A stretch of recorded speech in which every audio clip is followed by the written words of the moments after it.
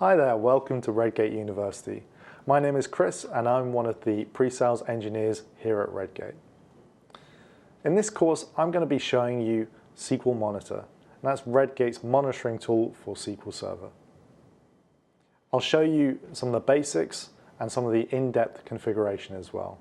So how you can set up your environment, and then beyond that, how you can use the tool. How we can get an overview of our various environments, whether they be on-premise or on the cloud. How we can diagnose issues as and when we need to. How we can get alerts generated about any environments that are maybe in a little bit of trouble. Or have a look at close metrics and get some reporting out for us.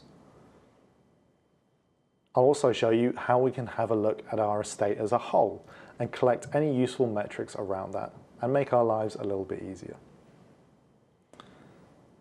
As a quick reminder, most of what I'll show you is going to be hosted on this monitor.red-gate.com website.